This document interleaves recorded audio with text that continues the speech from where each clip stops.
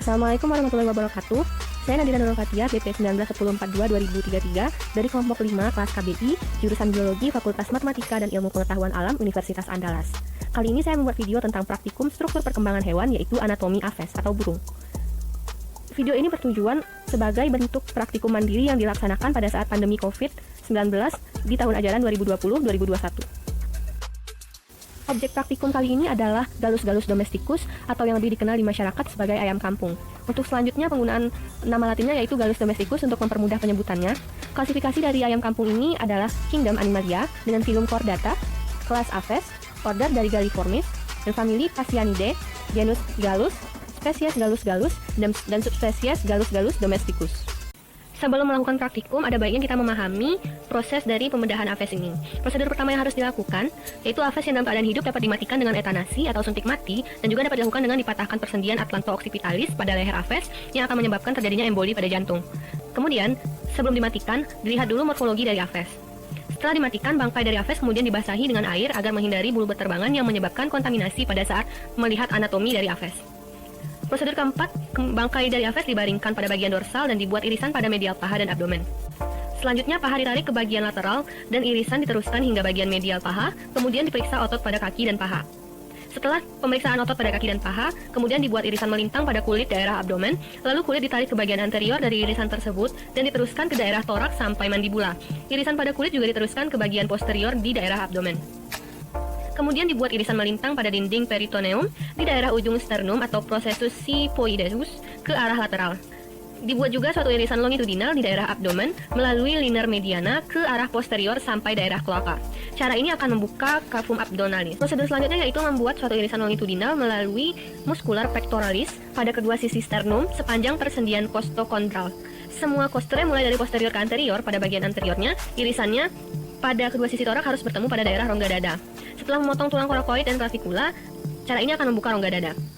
Periksa kantung udara di daerah abdominalis dan thoracalis. Periksa juga letak berbagai organ di dalam cavum thorax dan abdominalis sesuai dengan posisinya. 9 yaitu mencermati saluran pencernaan yang dapat dilakukan dengan mengeluarkan terlebih dahulu dengan memotong esophagus pada bagian proximal proventriculus. Tarik seluruh saluran pencernaan ke arah posterior dengan memotong mesenterium sampai pada daerah kloaka. Selanjutnya iris secara longitudinal melalui larynx, trachea, bronchus sampai ke pulmo. Organ tersebut dapat dikeluarkan secara bersamaan setelah pulmo diangkat dari gelagatnya. Untuk memeriksa otak, kulit dan tulang leher di daerah persendian harus diiris sehingga foramen magnum dan medula oblongata terlihat. Kulit di daerah kepala dibuka, kemudian dibuat irisan dengan gunting dari foramen magnum ke arah os frontalis. Selanjutnya dibuat irisan melintang yang menghubungkan kedua sudut mata luar. Melalui irisan tersebut, tengkorak dapat dibuka. Setelah tengkorak terbuka, meninges diiris dan kemudian bulbus olfactorius, nervi cranialis dipotong sambil mengeluarkan seluruh bagian otak. Hipofisis cerebri yang masih terlekat pada tulang tengkorak dikeluarkan dengan mengiris durameter yang mengelilingi sela tursika.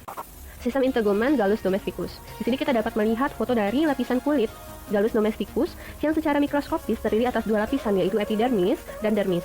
Epidermis terdiri dari jaringan epitel, sedangkan dermis terdiri dari jaringan ikat longgar. Epidermis tersusun atas beberapa lapisan, yaitu stratum corneum, stratum lucidium, stratum granulosum, stratum pinosum, dan stratum germinativum. Dermis pada kulit terdiri atas lapisan papillare dan lapisan reticulare. Lapisan papillare menjorok ke epidermis membentuk papilla dermis. Dan pada kulit terdapat kelenjar minyak serta kelenjar keringat. Kelenjar minyak merupakan kelenjar alveolar bercabang sederhana dan bersifat holokrin. Bagian sekretoris dari kelenjar ini terdiri atas sel-sel indiferen, sel-sel minyak muda, dan sel-sel minyak plus. Bagian ekskrektoris pada kelenjar ini dilapisi oleh epitel berlapis banyak dan tipis.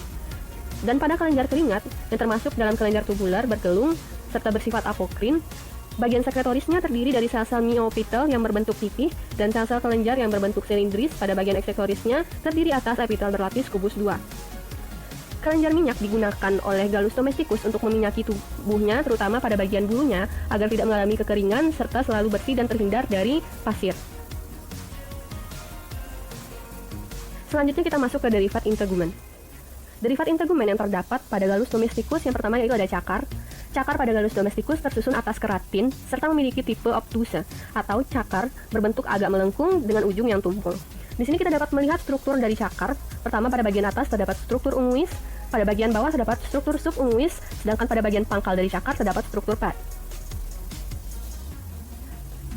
Derivat integumen selanjutnya yaitu taji dan sisik. Tayi pada Gallus domesticus berbentuk menulang dan tersusun dari keratin. Sedangkan sisik pada Gallus domesticus memiliki susunan teratur dan saling menutup atau memiliki susunan sklerotelata. Derivat integumen lainnya yaitu bulu. Bulu pada sayap Gallus domesticus atau hemiges memiliki tipe vexillum asimetris dan berguna untuk terbang. Menurut letaknya, bulu sayap terbagi atas bulu sayap primer, bulu sayap sekunder, dan tersier. Di sini bulu sayap tersier agak sulit diamati, jadi saya menuliskan bulu sayap primer dan bulu sayap sekunder saja. Untuk bagian dari bulu, yaitu ada vein atau permukaan dari bulu, rachis, dan calamus. Berdasarkan letaknya, bulu juga terbagi atas alula sifa alas puria atau bulu-bulu pendek yang terdapat pada bagian bulu sayap sekunder. Lalu ada bulu tetricus atau bulu yang menutup pada bagian tubuh dari Gallus domesticus, parapterum atau bulu yang terdapat pada bagian bahu serta pangkal lengan dari Gallus domesticus, dan retricus atau bulu yang terdapat pada bagian ekor dari Gallus domesticus atau bisa juga kita panggil sebagai ekor yang berfungsi untuk mengatur gerak dari si Gallus domesticus ini. Derivat integumen selanjutnya yaitu jengger. Jengger terdapat pada Gallus domesticus dan berfungsi sebagai termoregulator. Jengger ini biasanya terdapat pada Gallus domesticus yang memiliki jenis kelamin jantan, memiliki warna merah, dan memiliki pigmen di dalamnya. Selanjutnya yaitu paruh. Paruh terdiri atas dua bagian yaitu maksila dan mandibula. Maksila untuk bagian atas dan mandibula untuk bagian bawah. Paruh pada Gallus domesticus terbuat dari zat keratin dan memiliki bentuk paruh yang kecil, pendek, serta runcing yang disebabkan oleh faktor makanan yang dikonsumsi oleh Gallus domesticus yang berupa biji-bijian. Sistem muskularis pada Gallus domesticus. Sistem muskularis pada Gallus domesticus terbagi atas sistem muskularis aktif dan sistem muskularis tidak aktif atau pasif. Sistem muskularis aktif yaitu sistem otot, sedangkan sistem muskularis pasif merupakan sendi. Sistem otot pada Gallus domesticus terdiri atas otot aksial dan otot hipobrankial. Otot aksial merupakan otot yang terdiri dari bagian daerah kepala dan daerah poros tubuh, sedangkan otot hipobrankial merupakan otot yang terdapat pada daerah anggota gerak atas dan otot yang terdapat pada daerah anggota gerak bawah. Terdapat 3 otot terpenting pada Gallus domesticus yang menunjang kehidupannya. Pertama yaitu ada otot dermal. Otot dermal ini merupakan otot tempat melekatnya bulu-bulu pada Gallus domesticus. Kedua, otot pectinus. Otot pectinus ini merupakan otot yang digunakan untuk memperkuat cengkeraman pada bagian kaki Gallus domesticus. Yang ketiga yaitu otot pectoralis, merupakan otot yang berfungsi untuk membantu mengangkat sayap pada saat Gallus domesticus hendak terbang atau menggerakkan sayapnya. Otot pada trunkus atau daerah poros tubuh. Dari kakikum kita dapat mengamati 4 tipe otot pada trunkus. Yang pertama yaitu latissimus dorsi, hyotrochantericus, external abdominal oblique, dan otot pectoralis. Untuk otot pada bagian ekstremitas anterior atau anggota gerak bagian atas, kita dapat melihat 6 jenis otot yaitu biceps brachii, triceps brachii, flexor carpi ulnaris, flexor digitorium superficialis, extensor metacarpi radialis, dan pronator superficialis.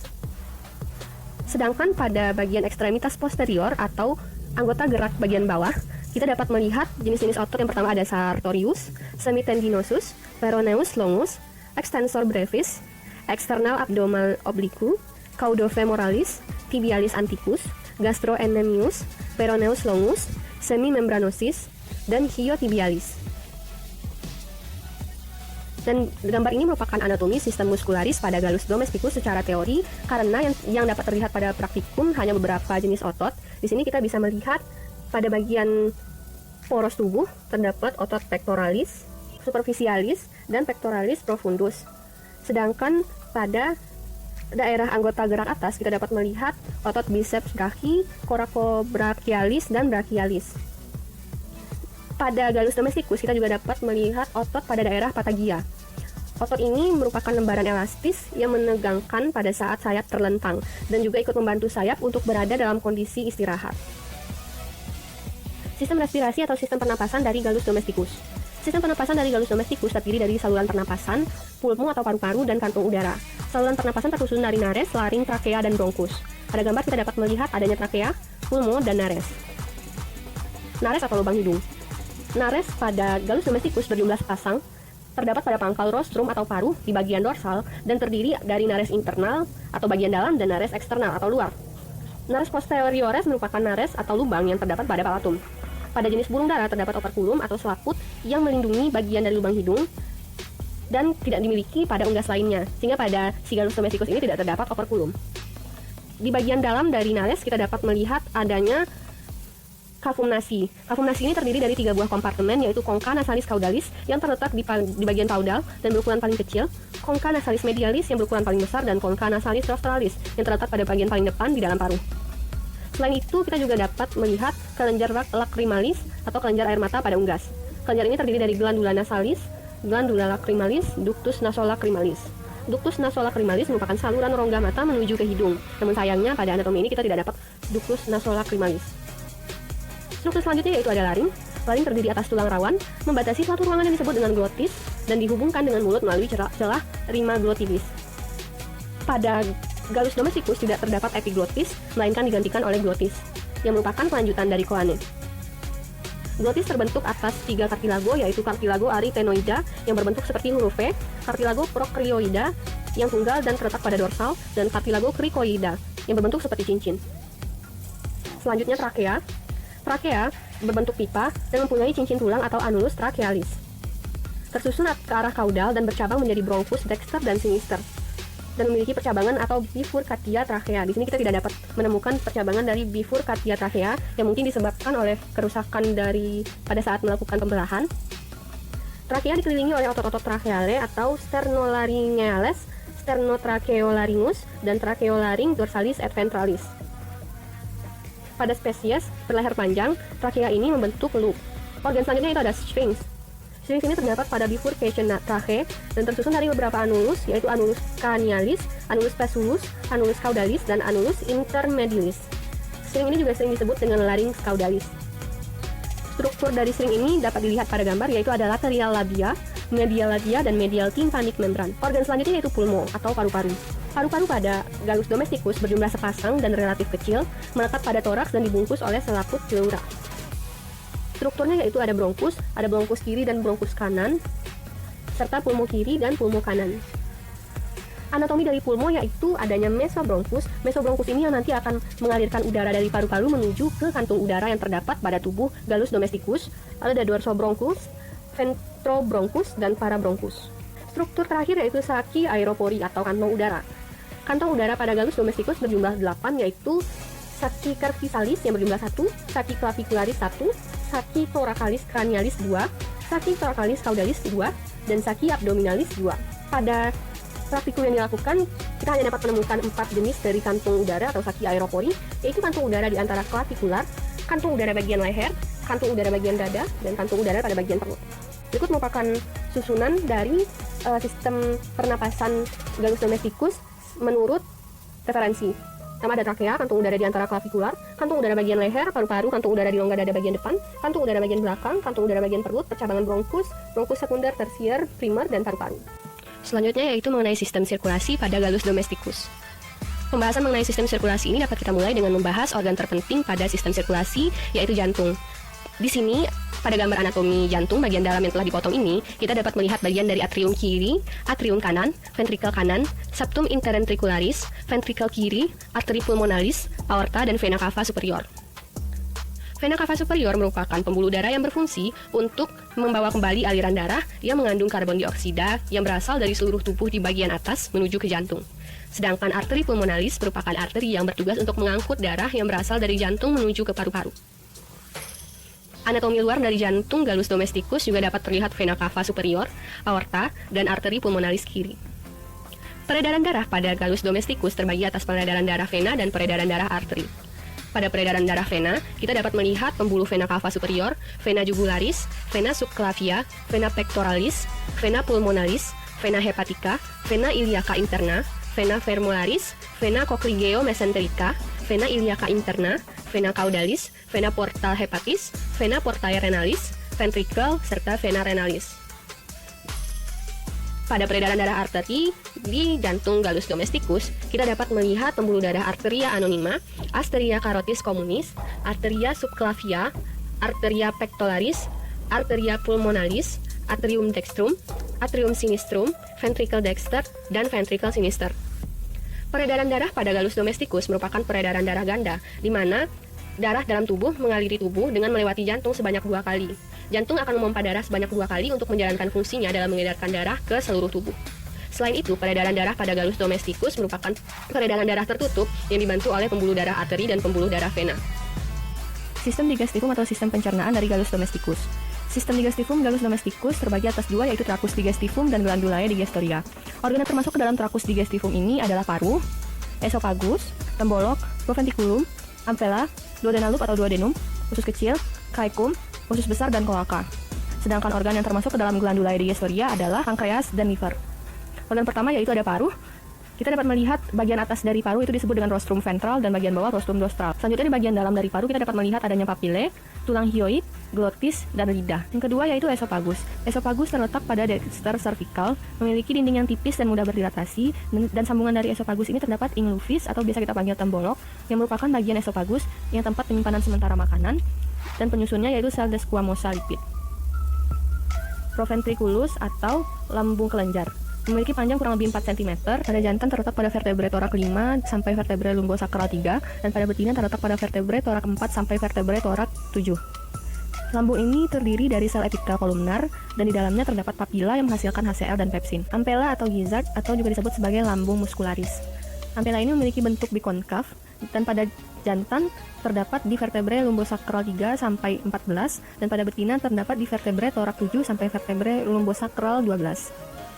Untuk strukturnya itu di bagian luar terdapat ventral lateral dan ventral dorsal. Kemudian di dalamnya ada otot perut dan aponeurosis. Ini terdiri dari 2 massa otot tebal, dan di lapisan dalam itu dibungkus oleh sel epitel kuboid, dan terdapat kutikula keras dari koilin yang merupakan kompleks karbohidrat dan protein. Selanjutnya yaitu intestinum. Intestinum ini berkembang sesuai dengan ransum yang dikonsumsi oleh aves. Dindingnya tipis, terutama pada bagian duodenum, ileum, caecum, kolon, dan memiliki bentuk yang ramping serta transparan. Intestinum ini terbagi menjadi 2, yaitu intestinum tenue yang terdiri dari duodenum, jejunum, dan ileum, serta intestinum crassum yang terdiri dari caecum dan rectum. Pertama kita melihat struktur duodenum. Duodenum ini berbentuk seperti loop U, dan itu mengembalikan duodenojejunal junction ke sekitar dekat lambung. Duodenum ini merupakan tempat masuknya ductus biliferus, dan di tengah-tengahnya terdapat pankreas. Pada ayam, memiliki panjang sekitar 22-35 cm dengan diameter 0,8-1,2 cm. Selanjutnya ada jejunum. Jejunum ini berbentuk beberapa loop U, dan masanya berbentuk corong dengan lengkung sentripetal dan sentrifugal. Pada jejunum ini terdapat tractus demekel yang merupakan tonjolan kecil yang merupakan sisa dari yolk stalk atau kuning telur stadium embrional. Pada ayam, jejunum ini memiliki panjang 85-120 cm dengan diameter 0,6-1 cm. Ada ileum. Ileum ini merupakan kelanjutan dari jejunum tanpa batasan yang jelas. Jadi permulaan dari si ileum ini dimulai dari diverticulum vitellin atau berseberangan dengan apex caecum. Pada ayam memiliki panjang 13-18 cm dengan diameter 0,7-1 cm. Caecum. Caecum ini organ yang memiliki jumlah sepasang, berbentuk relatif panjang pada ayam, dan muncul pada ileoconic junction. Caecum ini terfiksasi dengan ileum melalui ligamen ileocaecalis. Di bagiannya terdapat caecal sphincter pada segmen kranial yang berisi banyak jaringan limfoid. Selanjutnya bagian terakhir dari intestinum crassum itu ada kolon, memiliki panjang 10 cm dan berakhir pada kloaka. Kloaka ini termasuk dalam sistem digesti dan urogenital, dan pada aves ini terdiri dari coprodeum bagian kranial yang memiliki bentuk seperti ampulla dan berfungsi sebagai penampung atau penerima kotoran atau feses dari kolon. Ada urodeum yang terdapat orifisium ureter yang berjumlah 2 buah di bawah papilla ductus deferens di jantan dan terdapat di bawah oviduk betina. Yang terakhir ada proctodeum atau caudal yang merupakan tempat dari organ kopulatrik. Bagian dorsal terdapat pursa fabricus yang merupakan jaringan limfatik yang berfungsi untuk imunologi dan berbentuk menyerupai timus. Kemudian untuk glandulae digestoria yang terdiri dari pankreas dan hepar atau hati. Pankreas pada Gallus domesticus terletak di antara duodenum, sedangkan untuk hepar itu terletak pada bagian atas setelah tulang dada. Hepar ini memiliki beberapa bagian, yaitu ada hepar atau liver, lalu ada spleen dan gallbladder. Sistem urogenital pada Gallus domesticus. Sistem urogenital ini merupakan gabungan dari sistem urinaria dengan sistem reproduksi atau sistem genital. Pada Gallus domesticus betina dapat dilihat adanya ureter, ovari, dan terdapat ginjal. Ginjal dari Gallus domesticus ini terdiri dari 3 lobus. Karena pada saat praktikum tidak dapat terlihat struktur ovari dengan jelas, maka di sini disediakan gambar dari referensi. Sini kita dapat melihat adanya ovari, infundibulum, magnum, isthmus, uterus, vagina, dan kloaka. Pada Gallus domesticus jantan, kita dapat melihat adanya struktur ginjal, testis, saluran vas deferens, ureter, dan kloaka. Di bawah dari ureter ini terdapat saluran yang berhubungan dengan saluran pencernaan yang akan sama-sama dikeluarkan melalui kloaka. Testis pada Gallus domesticus jantan berjumlah 2 dan berwarna putih. Dan kemudian saluran di bawahnya ada vas deferens, dan ginjal dari domesticus jantan ini terdiri dari 3 lobus. Sistem saraf pada Gallus domesticus. Sistem saraf pada Gallus domesticus merupakan satu kesatuan yang mengatur semua fungsi pada tubuh dan terdiri dari serabut saraf, yaitu sel saraf yang saling terhubung dan penting untuk sensoris panca indera, aktivitas motorik volunteer dan involunteer organ, dan homeostatis serta proses fisiologis tubuh. Sistem saraf pada Gallus domesticus memiliki fungsi untuk memperoleh informasi tentang lingkungan internal dan eksternal, menanggapi dan menganalisis informasi sesuai kebutuhan, menumpahkan informasi sebagai memori, dan mengkoordinasi impuls motorik. Sistem saraf pada Gallus domesticus terbagi atas 2, yaitu sistem saraf otak dan sistem saraf otonom. Sistem saraf otak disebut juga sebagai sistem somatik, juga disebut sebagai voluntary control karena sistem saraf ini mengatur gerakan tubuh pada kondisi sadar. Organ pada sistem saraf yaitu otak. Otak merupakan pusat kendali banyak fungsi dan kegiatan dari jaringan atau organ yang terdapat pada tubuh Gallus domesticus. Otak ini terletak di kepala dan terlindungi oleh tulang tengkorak. Otak ini memiliki beberapa bagian yang terdiri dari berbagai sel khusus dan punya kemampuan tersendiri untuk mendeteksi, mengenali, mengingat, dan mengerahkan. Secara teoritis, bagian dari otak yaitu otak depan yang terdiri dari belahan otak dan lobus penciuman atau olfactory lobes. Juga terdapat hipotalamus dan talamus dan serta kelenjar hipofisis. Yang kedua, otak tengah yang terdiri dari lobus optik. Ukuran otak ini relatif besar, dan selanjutnya ada otak belakang, yaitu yang terdiri dari otak kecil dan medula oblongata. Otak kecil ini terlibat dalam koordinasi kegiatan otot rangka. Dan selanjutnya yaitu sumsum tulang belakang dan juga disebut dengan chorda spinalis. Chorda spinalis ini merupakan jaringan saraf yang memanjang dari medula oblongata ke sepanjang seluruh ekstremitas kolom vertebra melalui kanal yang disediakan. Sistem saraf pusat juga didukung oleh sumsum tulang belakang yang dilindungi oleh cairan tulang belakang dan tubuh yang membungkusnya. Umumnya pada vertebrata seperti itu, namun pada Gallus domesticus, sumsum tulang belakang ini fungsinya digantikan oleh kantung udara. Dari praktik yang telah dilaksanakan, teramati beberapa bagian dari otak Gallus domesticus, yaitu adanya optic lobe atau otak penglihatan, cerebrum, medula oblongata, cerebellum, dan olfactory lobe. Olfactory lobe ini merupakan otak pada untuk bagian pendengaran. Selanjutnya untuk bagian depan atau bagian ventral dari kepala Gallus domesticus teramati hipotalamus, lalu ada infundibulum dan hipofisis, serta optik kiasma. Namun sayangnya karena kondisi otak dari si Gallus domesticus yang tidak baik, karena pada saat pembedahan terdapat kesalahan, jadi agak sulit teramati. Berikut merupakan gambar yang berasal dari referensi. Di sini kita bisa melihat adanya olfactory lobe, cerebral hemisphere atau cerebral, optic lobe, cerebellum, medula oblongata, optik kiasma, hipotalamus, infundibulum, dan hipofisis. Sistem saraf pada Gallus domesticus terdiri dari badan sel yang jumlah 1 atau lebih dan organ-organ yang termasuk ke dalam organ sensorik yaitu mata, telinga, organ penciuman, dan taste buds atau untuk pengecap.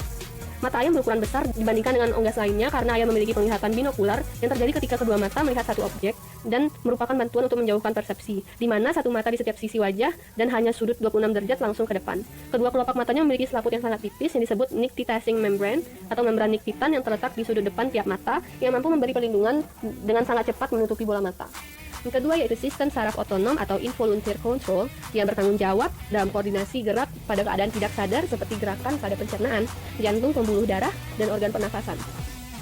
Sistem skeletal atau sistem rangka pada Gallus domesticus.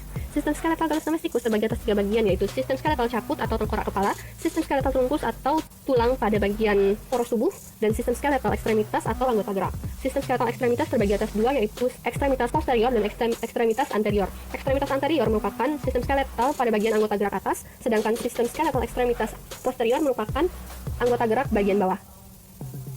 Sistem rangka pada caput atau tengkorak kepala yang ditemukan pada saat praktikum yaitu di bagian paruh terdapat mandibula, incisif, dan nasal, di bagian depan mata terdapat tulang lacrimal, di bawah mata terdapat tulang quadrate, di bagian kepala atau pelindung otak itu terdapat tulang occipital dan penghubung antara tengkorak dengan tulang belakang yaitu tulang atlas. Pada trunkus teramati 4 jenis tulang yaitu coracoid, scapula, clavicle, dan sternum.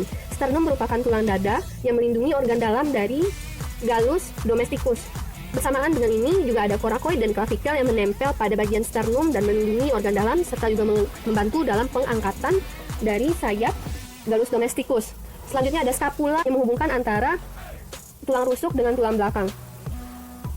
Sistem rangka pada ekstremitas anterior yang pertama ada humerus, coracoid, radius, ulna, metacarpus, dan phalanx. Coracoid merupakan tulang yang menghubungkan antara ekstremitas anterior dengan bagian dari poros tubuh. Tulang humerus merupakan tulang yang bersendi pada kavitas pengumpil dan merupakan tulang lengan atas. Tulang radius merupakan tulang pengumpil dan tulang ulna merupakan tulang hasta. Pada bagian pergelangan tangan juga terdapat ossa carpalia atau tulang pergelangan tangan yang berjumlah 2 buah, yaitu os scaphoideum yang menempel pada radius dan os punctiforme yang menempel pada ulna. Lalu juga ada metacarpus dan phalanx. Sistem pada ekstremitas posterior atau anggota gerak bagian bawah dapat ditemukan tulang femur, fibula, tibia, metatarsal, ischium, pubis, dan pigostal. Femur merupakan tulang paha dan fibula merupakan tulang betis dan berukuran kecil sekali dan pendek. Tibia yaitu tulang kering, dan pada tibia ini juga terdapat fibiotarsus, yaitu persatuan dari 2 tulang tibia dan tarsalia. Lalu juga ada metatarsal yang merupakan tulang telapak kaki. Pada bagian metatarsal ini juga terdapat tarsoletatarsus yang merupakan persatuan dari 2 tulang, yaitu tulang tarsalia atau tulang pergelangan kaki dan tulang telapak kaki atau metatarsalia. Di bawah dari metatarsal juga terdapat tulang phalangus, yaitu tulang-tulang jari yang berjumlah 4 buah dan masing-masingnya memiliki valvula. Di sini juga terdapat tulang hium atau tulang panggul, ischium, pubis atau tulang kemaluan, dan pigostal yang merupakan tulang ekor.